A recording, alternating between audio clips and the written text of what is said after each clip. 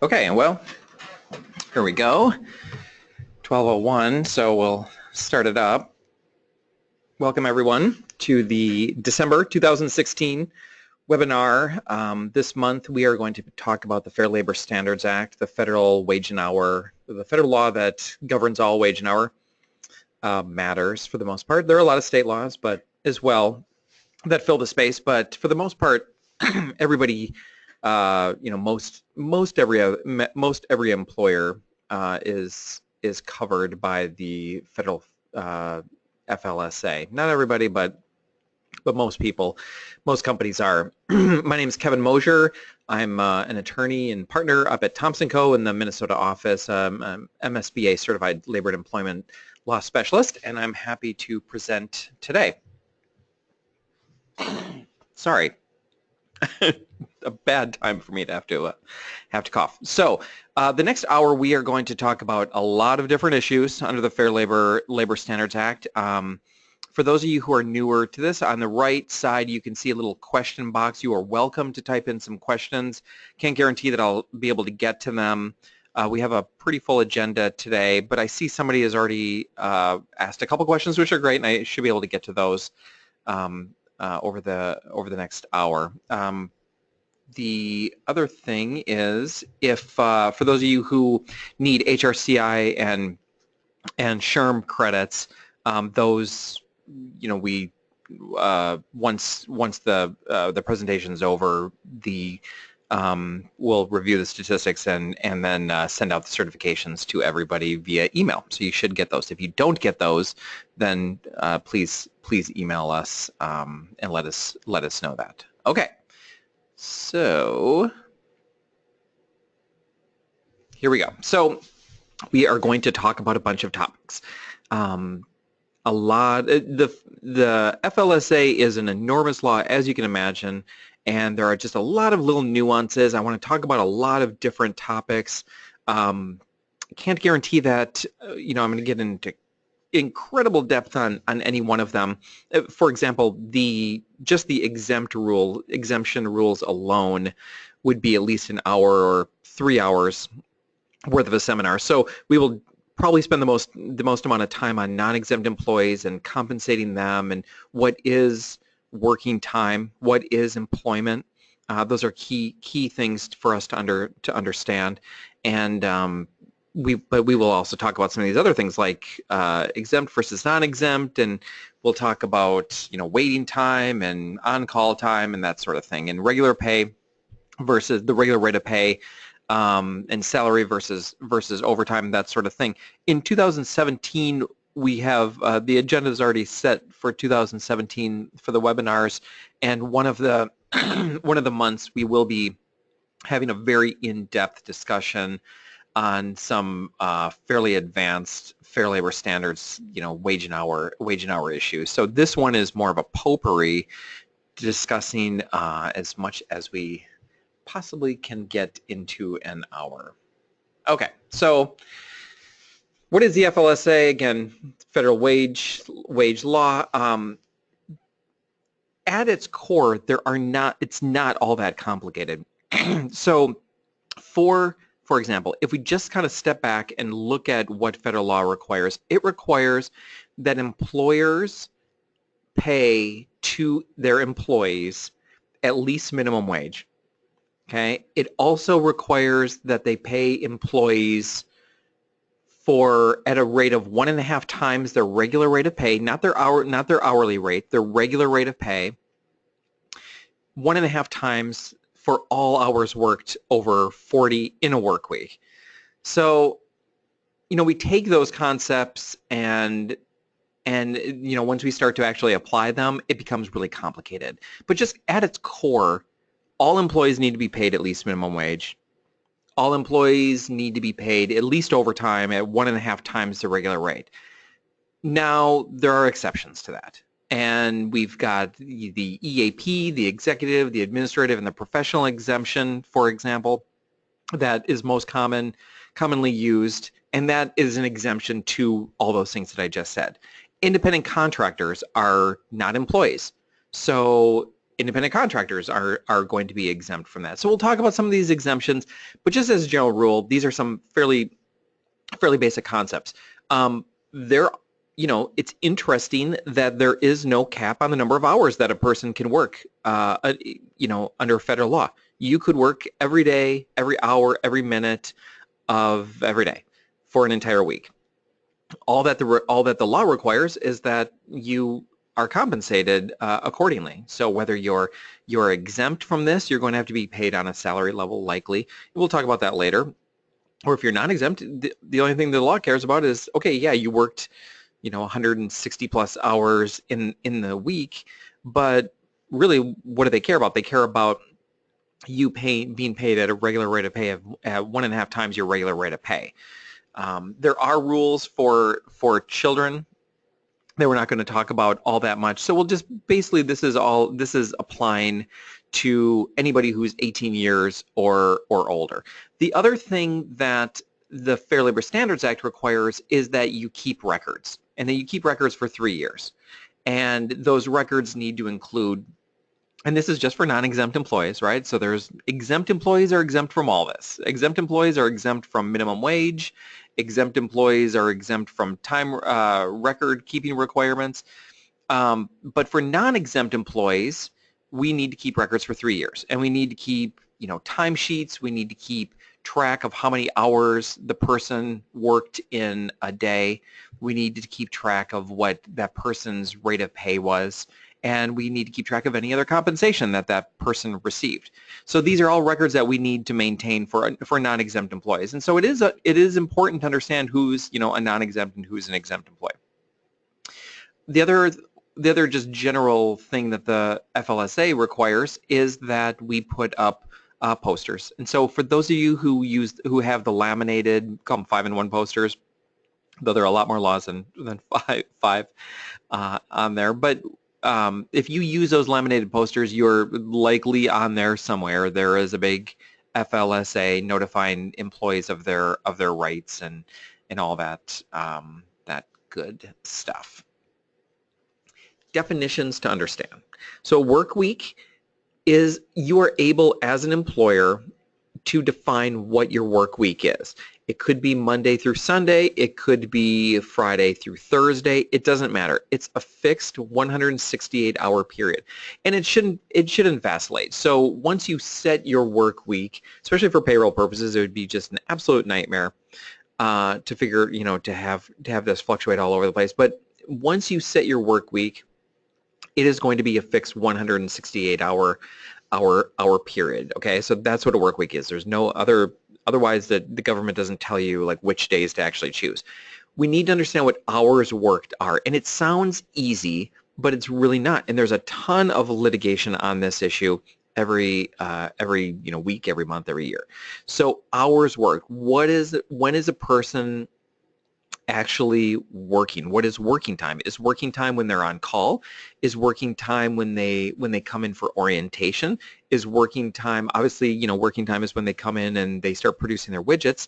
That's understandable, but what is working time? Is working time when they travel out of town to go to a conference? What is working time? And we need to understand what working time is, because somebody is entitled to compensation at a rate of at least minimum wage for all hours worked. And then to employ. So many of you have probably heard, attended many of these webinars on independent contractor issues. Well, one of the big questions that we have nationally is the person an employee or are they an independent contractor? And so we have to understand what employment is. And employment is to suffer or permit to work. And the permit is the interesting part because it's, if an employee works without telling the company, but the company should have known about it, or the company put the employee or the employee in the position to work, then they are suffering or being permitted to work, and they're certainly suffering because they're working. So there are a lot of situations where employees will secretly work. Maybe they're paid on a piece rate basis, and they want to produce more pieces because they'll make more money that way. Maybe they're trying to get some sort of bonus, production-based bonus, and so they want to work extra hours, and so they don't take their lunch breaks, but they still clock out or tell the employer that they're going to take a 1 hour lunch, but then they go back to the, to the shop and they continue to work, right? And so they need to be compensated for that. Even if they clock out, they still need to be compensated because they're suffering, or they're being permitted to work. And then the regular rate of pay, and so the regular rate of pay, a lot of businesses say, well, I'm paying 1.5 times their hourly rate. That's not the rule. The rule is that it has to be 1.5 times their regular rate of pay. And regular rate of pay is all remuneration that's made to an employee except certain types of payments. And so certain types of payments, the next slide we'll talk about those. But for the most part, now for a lot of employees, the regular rate of pay is just going to be their hourly rate, but because they don't get any other money. But for a lot of other employees where there are bonuses involved and there are non-discretionary payments, maybe production bonuses, that sort of thing, then that money all needs to get calculated in to the regular rate of pay. And so once that money gets calculated in, then that will change what the regular rate of pay is. And so we have to understand that when we're trying to figure out overtime for non-exempt employees. These are 3 of the more common methods of compensation. But again, just 50,000 foot overview here on this. There are others, but let's just talk about these really quick. So non-exempt employees mainly are going to be paid hourly. Now there are certain exempt employees. There's a computer exemption for computer programmers that you can actually pay them on an hourly rate. But for the most part, we're talking about non-exempt, these employees that are not exempt from the requirement to be paid overtime. And they are normally paid on an hourly rate. So they are, paid $10 an hour or $15 an hour, whatever you as a company are setting. As long as it's at least minimum wage, it doesn't matter.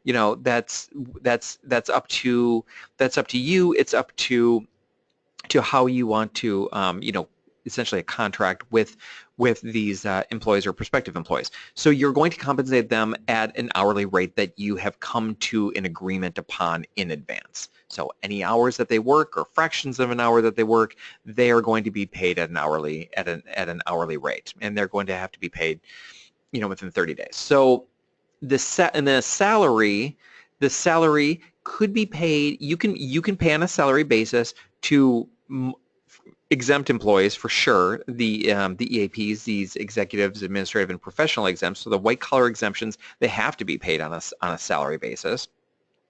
But you could also pay non-exempt employees on a salary basis. And what is a salary? A salary is a paid guaranteed minimum amount for a week of work. So for example, a lot of employers will pay employees who are entitled to overtime, who are non-exempt. They will pay them a salary, maybe for morale reasons or for business reasons, whatever it is. They might decide that they want to pay this person a salary. You can entirely do it. Just because you pay them a salary, though, doesn't make them exempt. You still have to pay them overtime. You still have to track their hours. But for your exempt employees, your EAPs, your white-collar exemptions, those people that are paid on a salary, you don't need to track all the documentation for them. And we'll talk more about white-collar exemptions in a little bit here. Then commission basis, being paid on a commission, especially if you have outside salespeople that are paid on a commission, that those people are exempt if they're outside sales, and they can be paid entirely on a commission. There are inside sales people that work for retail facilities, though they could also be paid on a commission. You could pay exempt or non-exempt employees on a commission. Again, the key is that if they're non-exempt, that it's at least minimum wage. The commission would go into the regular rate of pay. So if they might get an hourly rate, and then they might get a commission on top of it. It's all going to combine together to determine what the regular rate of pay is, to see if for making the calculation on the overtime. One of the other methods of compensation that I didn't put in here is a piece rate, and that's not as common. It's more common in the manufacturing sector, where you essentially determine the compensation based on the number, let's just call them widgets, but the number of things that are produced, the number of widgets that are produced by the employee. And so if the employee produces 1,000 widgets a day and each one is, you know, worth, I don't know, 25 cents, then to that employee, that employee will be entitled to $250 in compensation for that day. So it's piece rate. So you look at the number of pieces that are created and you determine what the rate is on that, and you just do the multiplication, and then boom, there's their compensation for that day. The only caveat to that is that that even if you're doing piece rate, it's really no different than doing an hourly for non-exempt employees. The piece rate, you just have to divide by the number of hours to come up with the regular rate of pay, and as long as that regular rate of pay is at least minimum wage, then you're good. And if the employee does work more than 40 hours a week, you add up the entire rate for that week, divide by the number of hours, figure out what the regular rate of pay is, and then calculate out the overtime premium. So piece rate, not used all that frequently, but it certainly is a method of compensation that is used. Non-exempt employees, kind of covered a little bit about this, but for non-exempt employees, people are normally paid on an hourly, but you could pay them on a salary. You need to keep track of their records. Now, if somebody's non-exempt and they're paid a salary, you still need to pay them overtime, and you still need to keep their records. I put on here what the regular rate of pay includes, because we need to understand what the regular rate of pay is so that we can calculate minimum wage and we can calculate overtime to make sure that we're compliant with those. And regular rate of pay will include commissions, it'll include non-discretionary bonuses, shift work, wages, salary, that sort of thing. So all this compensation. What won't be included in the regular rate of pay are these things. So like ERISA, cover matters like 401k, profit type of sharing, gifts, discretionary bonuses, has to be wholly discretionary, can't be expected by the person, premium pay for working on holidays or weekends. And again, these things we don't have to add into the regular rate of pay to determine if the person's been paid at least minimum wage. And on the good news is we don't have to add these things into the regular rate of pay when we're doing the overtime premium math. So regular rate of pay, like I said, not as easy. Takes time to calculate. You have to put everything in. Now, again, for some of your employees or all of your employees, it might be really easy to figure out what the regular rate of pay is. And probably your payroll software is handling a lot of this. But this is, if the payroll software is handling it, this is why they're doing it the way they are when you're plugging in the numbers. The overtime pay is again easy to understand as well. We just have to take 1.5 times the regular rate of pay to come up with what that premium is. We will talk about much more complicated matters with regard to this in 2017 during that webinar. A little bit harder to figure out or more important potentially is to figure out like what is quote working time. What is the time that we have that we need to compensate an employee for? And so here are a bunch of types of issues. We've got training time and orientation and on-call time and clean time and waiting time. And so there are a lot of things, and again, every industry is going to be different, but there are a lot of times when employees are around or employees are expected to do things where there might be a dispute as to whether or not it's compensable for that employee. So let's look at some of the little bit trickier issues with what is working time. So the first one is on-call time. So a lot of employers think, and certainly a lot of employees think, because it's in their best interest, think that they're supposed to be paid for all time that they're on call. And that's just not true. So it really depends on the circumstances.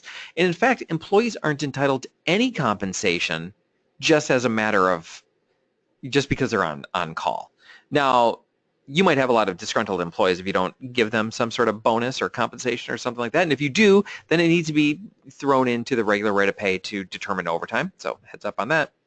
But what we need to look at is, okay, if we have people who are on call, and again, this is only for non-exempt. We're only talking about non-exempt employees. We're not talking about your white collar professionals.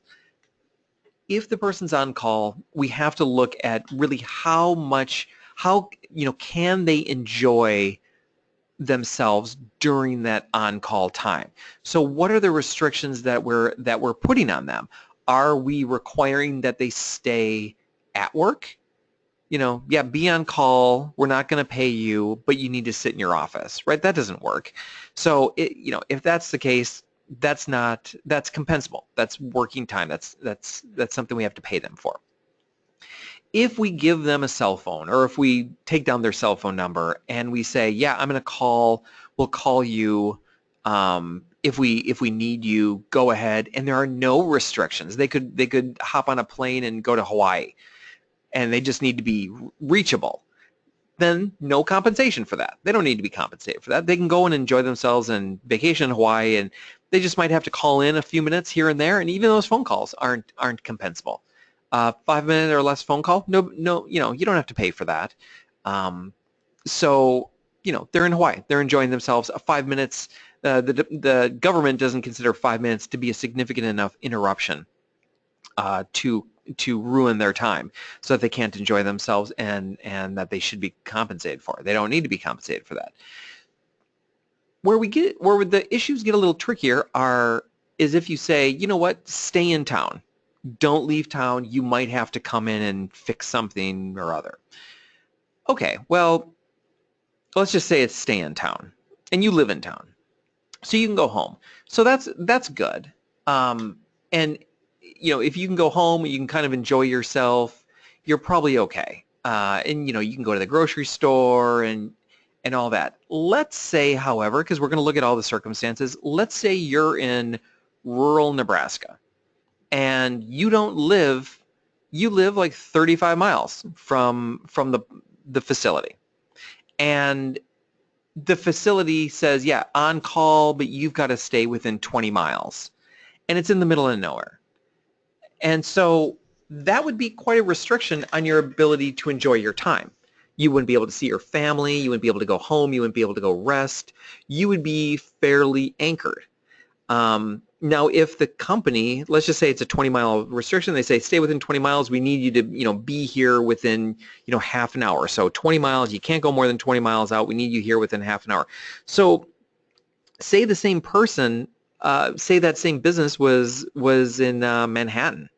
Well, 20 miles, there's a whole lot to do within 20 miles of Manhattan, or somewhere in Manhattan. So that's a big difference. You can do a whole lot. You can really enjoy yourself. You can, you're not really all that restricted within a 20-mile radius of Manhattan, but a 20-mile restriction from somewhere in the middle of Minnesota or Nebraska or Kansas or wherever, in the middle of a rural area where you really can't enjoy yourself, you can't go shopping, you can't partake in things like a typical life, then even though that same 20 miles might be in a company in New York versus a company in Nebraska, they're going to be treated entirely differently. And the person who is on call in New York isn't going to need to be compensated, but the person that's on call in Nebraska is going to be compensated.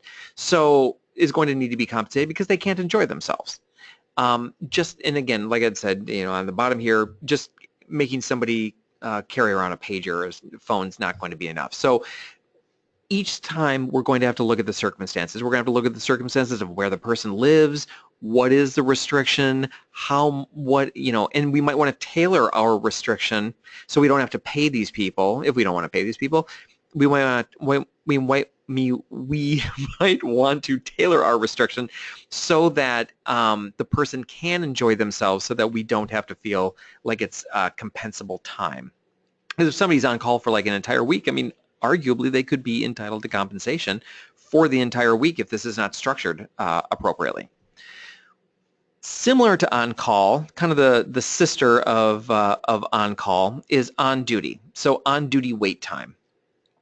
So is waiting part of the job? Is it part and parcel of the reason for the job? So for example, firemen or fire people are, I've heard and I've known firemen, so they hang out and they wait for a call, and they oftentimes have a lot of downtime, but part of their job is waiting, so they're on duty. They're still working. So even though the firemen, they might be able to relax and do things, work on hobbies or watch TV or whatever it is, eat a meal, that's still working time. It's still compensable because they're on duty. Because part and parcel of the duty is that they wait, around. If there's somebody who is supposed to be at a reception desk, a receptionist, and the receptionist has nothing to do other than to wait for the next person to come into the door. Well, you don't pay the receptionist just for the few minutes that he or she is just waiting, is talking to somebody who came through the door. You're paying them for the entire time. So on duty waiting time, if it's part of the job, it's going to be compensable. Is it subject to supervision, right? So for example, if the person is on duty and they are at home, and they're able to relax and hang out and everything, are they being supervised? Are they subject to that? If the answer is no, then that might look more like it's non-compensable, non-working time. Are they able to enjoy themselves, just like we had talked about with the on-call issue? And then one of the other, and this goes along well with the question of enjoying oneself, is there some sort of uncertainty as to the length of the wait, right? So if you can't plan because you don't know how long you're going to have to wait. Now, it's one thing, it's again, this is similar to on-call time. You don't know when you're going to get a call and when you're going to be able to have to go in. And so that uncertainty makes it a little bit hard. But with the on-call time, especially if you're off-site, then and you're able to do other things like go to sleep and everything. You just take the phone call when it comes in. Well, it doesn't really matter all that much when there's an uncertainty as to length of wait. But one of the issues that we have to look at is is it uncertain? And the more uncertainty there is, especially if the person's is restricted in their enjoyment and what they can do, the more uncertainty there is, the less they're going to be able to enjoy themselves. Travel time. So I don't know, probably the most complicated, I think it's probably the most complicated part of wage and hour law is travel time. So again, we're trying to figure out what our hours worked. So we've got some rules. One, travel to and from work is not hours worked. It's, sorry to burst everybody's bubble on this one, but commute time is not compensable for hourly workers, right? So that would be terrible. The question is often, well, what is, when does the workday start, right? So there are a bunch of those can be issues. If somebody is traveling for work, and we're going to assume it's for work. If somebody's traveling for work, we've got some general rules, right? One, they're not entitled to travel to or from work at the beginning or the end of the day. Two, if they're traveling for work, they are entitled to compensation for the entire day that they normally work, even if it's a weekend. So if they normally work from 9 to 5, Monday through Friday, and they are traveling out of town for work on Saturday, you've got to pay them. You've got to pay them for that time that they're traveling on Saturday between the hours of 9 and 5. If the person is traveling outside, so, and this is where it gets a little bit more complicated. If they're traveling outside the normal working day, so they would normally work from 9 to 5, but they're traveling and they're hopping on a plane and they're flying to Hawaii, and that plane leaves at 7 p.m. and they're going to get to Hawaii, I don't know, it's just 2 in the morning or something like that. So they're going to be on the plane for 7 hours. Is that compensable? And the answer there is no. Why? Because they're traveling outside the normal working days, the normal working hours. I'm sorry, they're traveling outside the normal working hours, and they're traveling in a situation where they can relax, right? So we're going to get back to this enjoyment issue, right? Just like with on-call time and waiting time. So were they able to relax? Are they able to relax? And what the government has decided is that people who are on trains, planes, buses, vans where they're not driving or in the front seat, cars where they're in the back seat. These are locations where they're able to relax, and they can just kind of chill out. And so if they're able to relax on a plane or a train or a back of a bus or back of a car, then it's not working time. Even if they're traveling on a plane during the working hours, during 9 to 5, then you've got to pay for them. But if it's outside the working hours, you don't need to pay them for travel time where they can relax. If they're driving, then yeah, you've got to pay them, because you can't relax when you drive. Apparently you're not supposed to do things like fall asleep and read books and stuff like that when you drive. So because of that, it's compensable. So you're driving, and so it's compensable. And even if it's outside the working hours. And so what can often be advised is for the company to say, you know what, I don't want you driving 6 hours to Hawaii. We're going to somehow drive to Hawaii. So I don't want you, or 12 hours to Hawaii.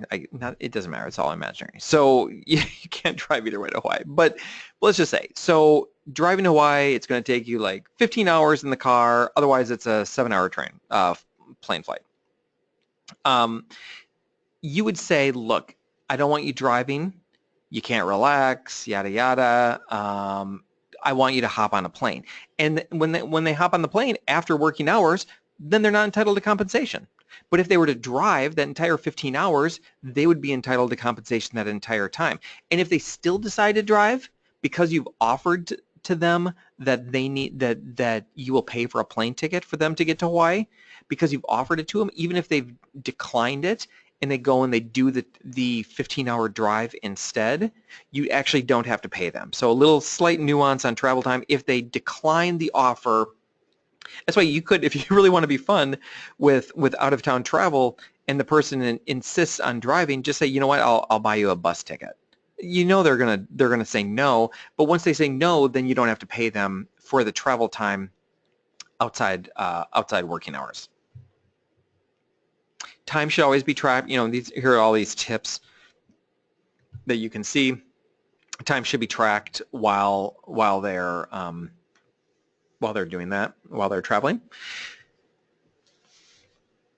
A nuance of travel time is whether or not you have to pay employees to go to meetings, trainings, or events. So this is just kind of part and parcel of the whole travel time type thing. So again, the question is it outside working hours? And a lot of times employees want to be paid for the entire trip to go to a conference for, or a meeting or a seminar or something like that. And they don't really need to be paid for that entire time. If it's so a few things. One, we have to pay them if they're out of town and they're at a conference. We're going to have to pay them for their for the normal working hours. So even on a Saturday or a Sunday. So we're going to have to pay them from 9 to 5, assuming let's just say they're out of town the entire time for a full day. So they're gone Saturday and Sunday. We're going to have to pay them from 9 to 5 at a minimum. We don't have to pay them for lunch breaks, just like we don't have to pay any employee who's able to take at least a 20 or 30-minute lunch break. And then if they travel back from the conference after 5 p.m., so after their 9 to 5 typical hours of work, if they fly back or they train back or they bus back, we don't have to pay them for that. And after the hours, so if the conference goes, a lot of conferences, they'll wrap up by like 4 or 5 o'clock. So we would have to pay the person. So let's just say the conference wraps up at 4. We would have to pay them until 5. But then they're able to go and relax and enjoy the dinner and other activities and that sort of thing. And that stuff's all voluntary, assuming it is voluntary. And if it's all voluntary and there's no real work being performed, then you don't have to pay them to like go bowling or go to a fancy dinner or something like that. You just have to pay them from 9 to 5.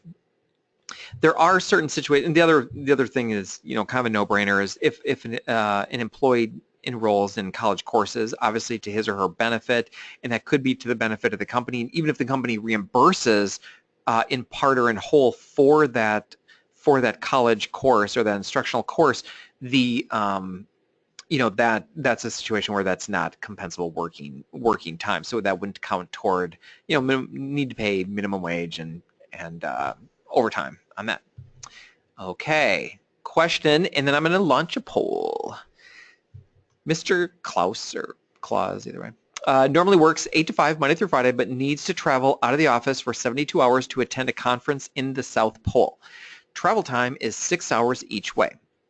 He'll leave at the end of his shift, but insists on driving himself.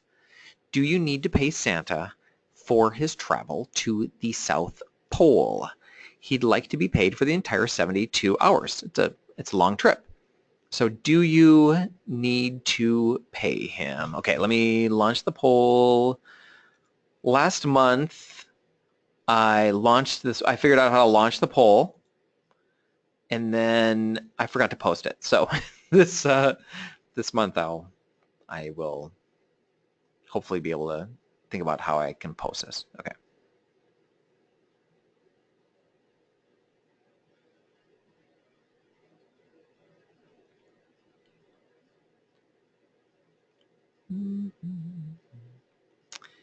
Cue the Jeopardy music.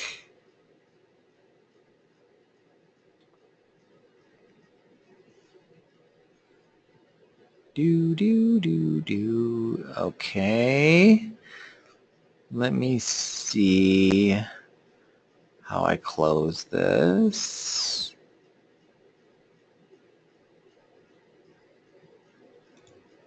Okay, I've closed it and I've shared it. Hopefully I can share. Hopefully people can see it.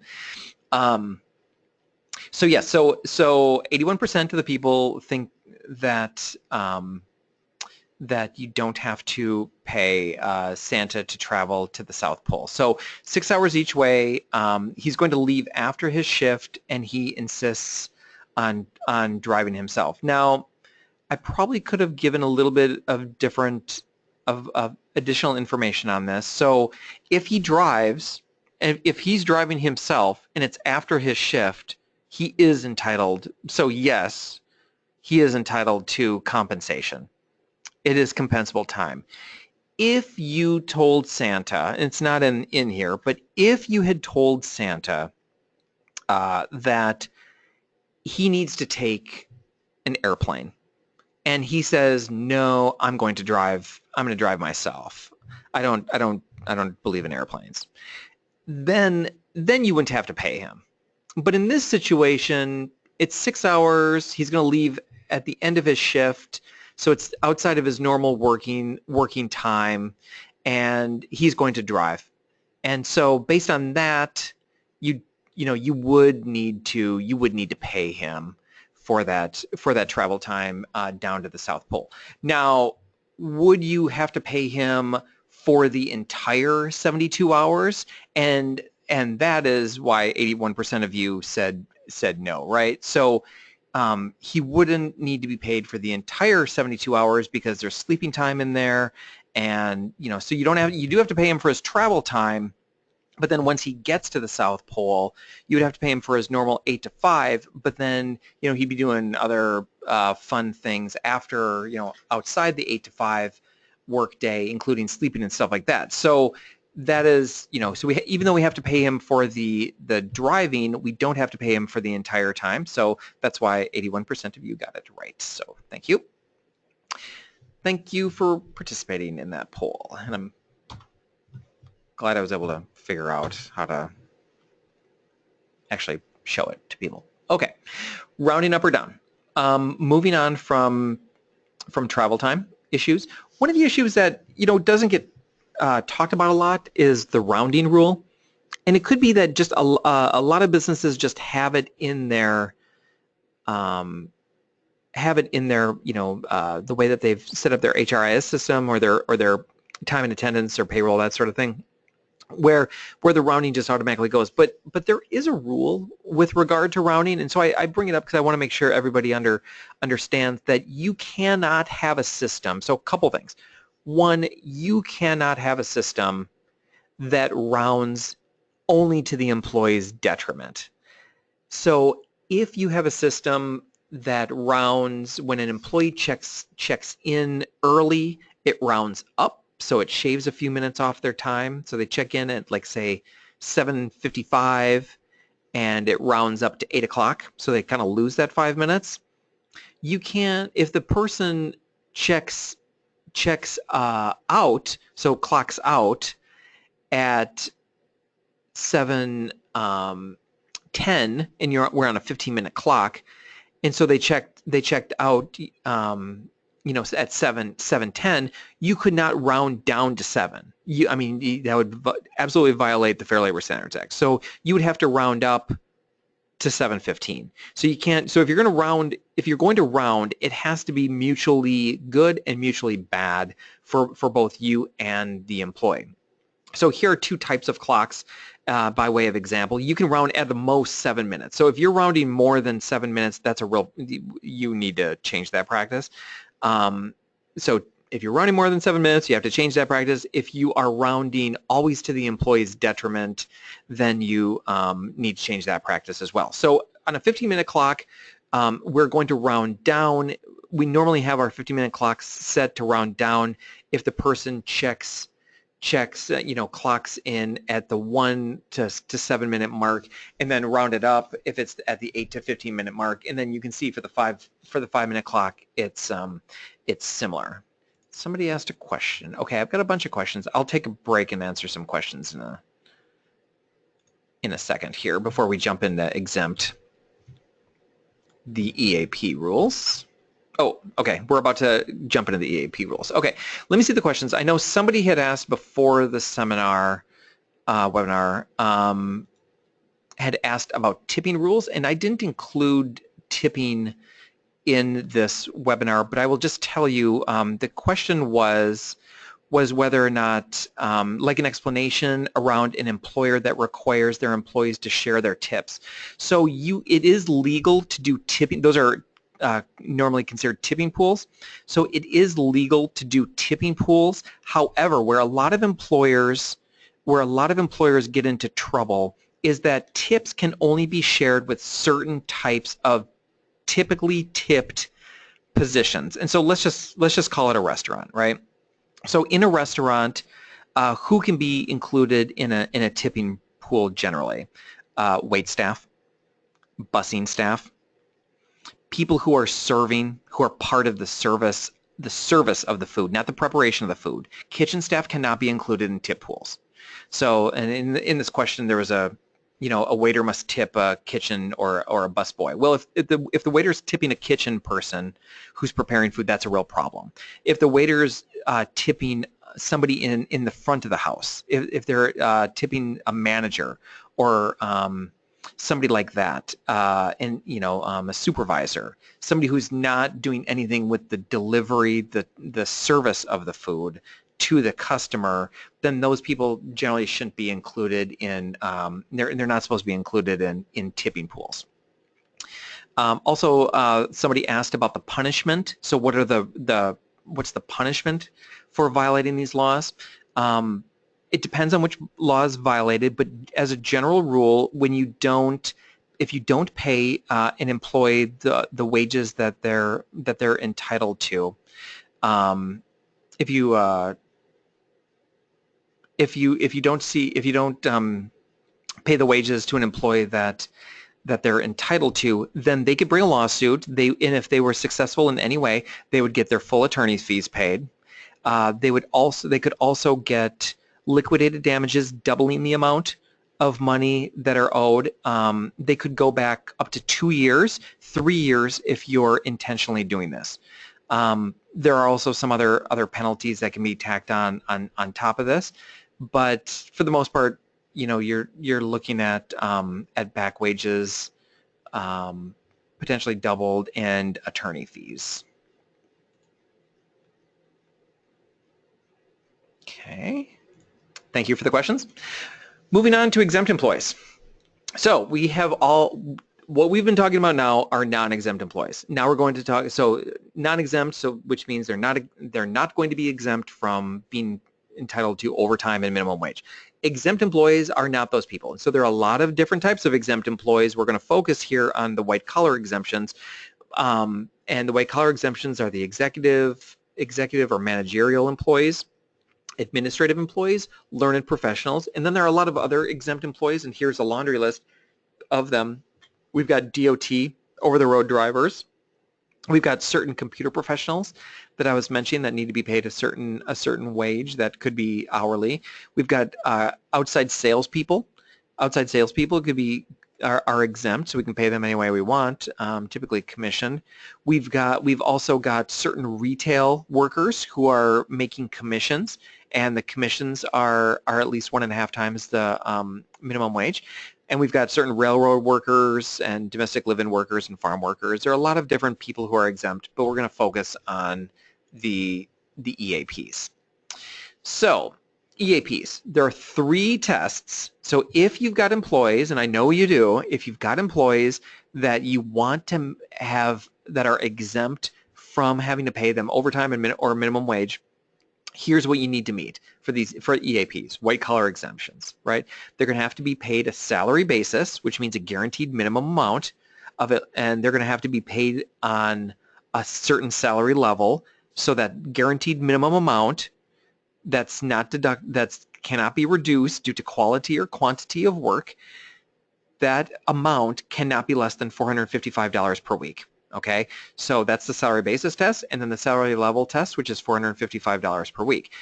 And that's not enough. A lot of employers think incorrectly that if you just pay somebody a salary of at least $455, that's good enough. It's not. Then there's the duties test, and the duties test is the harder thing, and that's the thing where you have to get lawyers involved and everything. And the duties and the duties test will show. Hang on. Something. What? Oh, the poll answer's still up? Oh, thank you, Brian, for... Okay, so much for me talking about thinking that I was able to manage these polls well. Okay, I think I've got it. Hopefully this works. Sorry. All right, well, okay. I think that should work now. So we've got the salary basis test, and we've got the salary level test of at least $455, and then we've got the duties test. And so for every exemption, we need to meet the certain duties test, and we'll talk about those in a sec. So with the executive or the managerial person, right? So we're going to pay these people at least on a salary basis, and that salary basis is going to be at least $455 per week, guaranteed.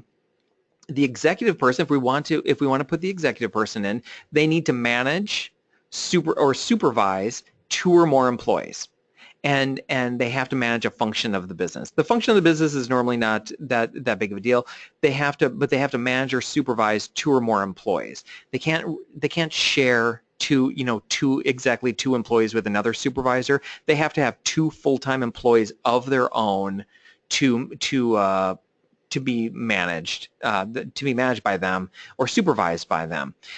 Sometimes, supervisors and managers will have their input. They might not be the ultimate end decision maker on management or supervision, and that's okay as long as their their input is taken into consideration in the final decisions for management or supervision. So those are executives or managerial employees.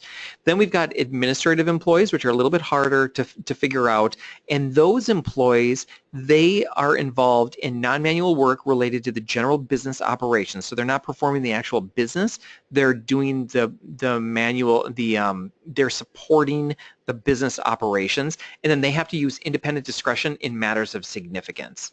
So, and that's often the problem with administrative people, right? So there are a lot of people that work in support of business operations, a lot of administrative assistants and all the like. They're not exempt from overtime because most of them don't use independent discretion in matters of significance. They might use independent discretion or judgment, but it's not necessarily going to be in matters of significance. So that's the component, but we have to meet both of those to get to the administrative exemption. And then finally, we've got the learned professional exemption. And again, this one is not everybody with a degree. A lot of employers mess this up. They think, oh, just because I'm going to require a degree for this job, therefore they're going to be a learned professional, and that's not true. It's got to be in a field of science or learning, and that field has to customarily require that entry into that field is with a degree in science or learning. So, for example, being an attorney, in order to be an attorney, you had to have gone to law school and passed law school. So that's a field of science or learning, and the practice of law requires that you do that. If your job description just says degree required, that's not going to be specific enough to indicate a learned profession. That person should not be classified as exempt because of as a learned professional. That would not be accurate. If any degree is going to cut it, a lot of engineering firms get into trouble here where they will accept job experience. They might prefer people with degrees in engineering, but they'll also take people with job experience, like on-the-job training, or maybe 2-year degrees. That's going to be a problem then in classifying all of those people as exempt under the learned professional. They have to look for some other exemption if they can find it. So there are a lot of industries where it's common to overly use the learned professional exemption. Micromanager Mandy. Okay, I'm going to figure out this poll. This one, I think I've got it. Working out the kinks here. Micromanager Mandy is manager of order fulfillment at your company. She's not only great at doing her own job, but she's able to do the job of everyone else who could have been on her team. Now her team is just her and 3 full-time temp workers. She's a superstar manager and is paid a salary, but is she exempt? Okay, I'm gonna figure this out. Launch.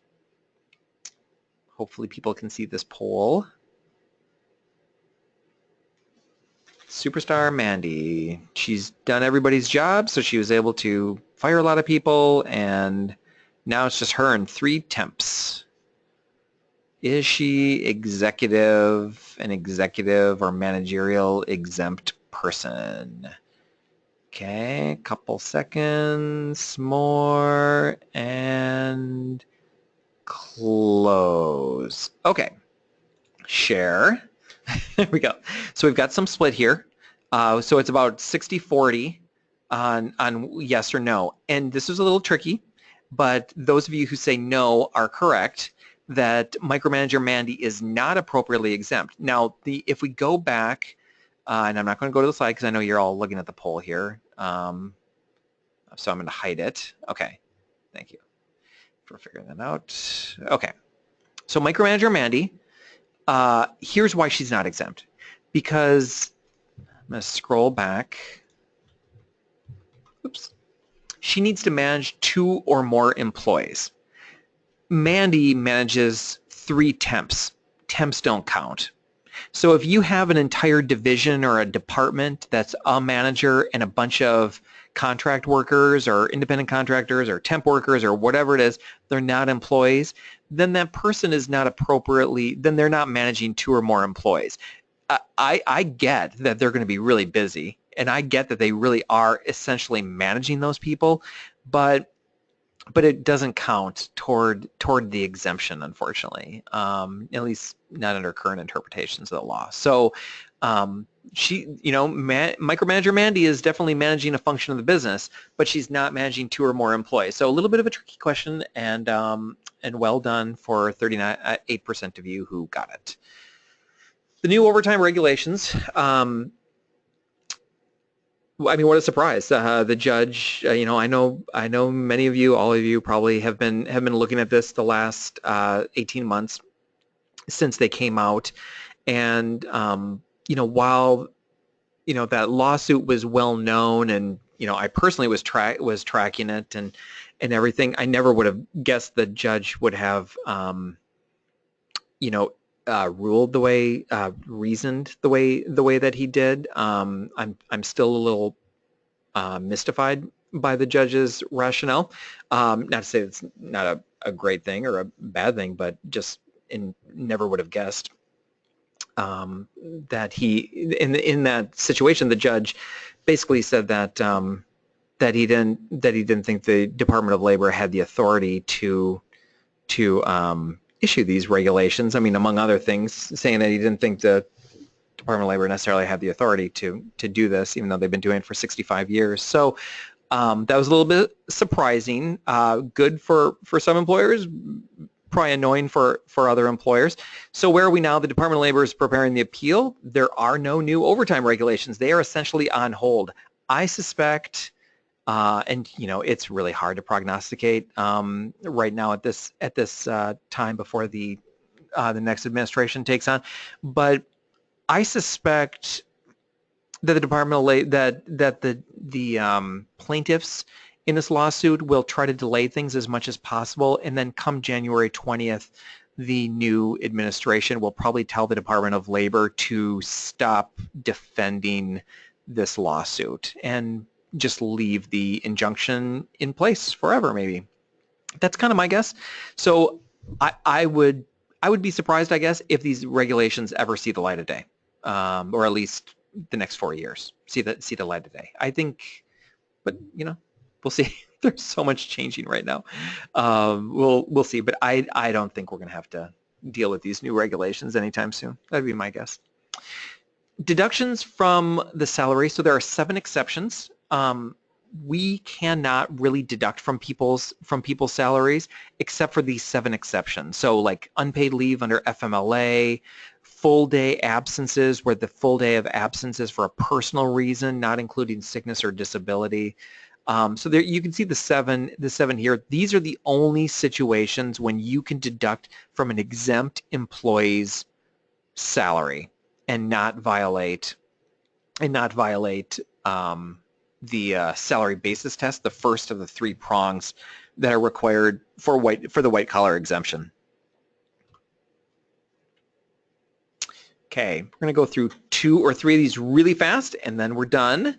So mistake alert. So outside sales. Outside sales is somebody who is actually going door to door. A lot of businesses incorrectly call people who are making calls from the office inside, or they're answering, they're calling out to customers. They call them outside sales. They call them exempt. That's not accurate. Outside salespeople are going door to door. They're going business to business. They're in their trucks or cars or on their planes. They're out there. And then if that's the case, and you can see the definition here, if that's the case, then they are exempt. And you can pay them a commission. You can pay them hourly. It doesn't really matter. They're exempt from minimum wage. They're exempt from overtime. You don't have to track their time. But so many businesses incorrectly call inside salespeople exempt, and that's only in a retail sales situation would that be appropriate, where an inside salesperson would do it. And you can see the person has to be paid at least 1.5 times, or 1.5 times the minimum wage, and at least half their compensation for retail salespeople who are exempt, at least half their compensation has to come from commissions. And to be a retail sales establishment, you can see the definition, 75% of the annual dollar volume of sales is recognized as retail sales and service. So this is not going to cover just every retailer in the world. But if you have people who are inside sales, who are dealing with customers as they're coming in, this would be an angle for you to have them exempt. You just have to meet this criteria. This, half the compensation has to come from commissions, and they have to be paid at least 1.5 times minimum wage. And overtime. I'm sorry, not overtime. Tip credit. The other, we had talked earlier about tip sharing, so this one's on the tip credit. Now some states, like Minnesota for example, are states that require that they don't recognize a tip credit, so you have to look at your individual state. But at a federal level, tip credits are allowed, so you can take up to a $5.12 per hour tip credit against the tips that a person who customarily receives tips gets. So it's going to be your, your wait staff, your bussers, that sort of thing, not your cooks and chefs and janitors and that managers and stuff like that. So it's got to be the people who can get tips, and you can take only up to $5.12. Now, if they don't get enough in tips, plus what you're paying them, the 213 that you're paying them, plus the 512, that you're assuming in a tip credit. If they don't get that 512 in tips, then you're going to have to make up the difference. That's just how the world goes. But they are entitled to at least $7.25 an hour at the federal level. And then the improper deductions, just an alert. I had mentioned it before. Just focus on those seven. Going back up to it. The 7 exceptions for when you can deduct from somebody's salary, and so often employers mistakenly take away from somebody's salary that's not within one of those 7 exceptions. And the problem is, what happens is then you ruin the salary basis, and technically the person becomes non-exempt and therefore entitled to overtime if they're working over 40 hours a week, and that could really be bad, especially if that's been going on for a couple years and they've been working a lot more than 40 hours, and suddenly they're entitled. They're claiming to the Department of Labor that they are entitled to overtime. Just some interesting facts, a lot of which we've already covered today. One interesting fact: there is no break entitlement. So federal law does not require that you give employees breaks. Well, work them hard, don't let them have breaks. State law, take a look at state law. Your state laws may require breaks. So most states don't. Just maybe a minimum lunch break is all. But there's no requirement for under federal law that people get breaks. Okay. Thank you for your time. Thanks for working with me on my poll problem there. Our next webinar will be in mid-January, and we're going to talk about the new Form I-9 about a week before the new Form I-9 takes effect. So for those of you who are not familiar, it'll be time to get familiar with the new Form I-9 because everybody is going to have to start using it by late January. So if you're not using it already. Thank you for your time, and for those of you on the HR Hotline program, this will be posted, this webinar will be posted on the website. Thanks, bye.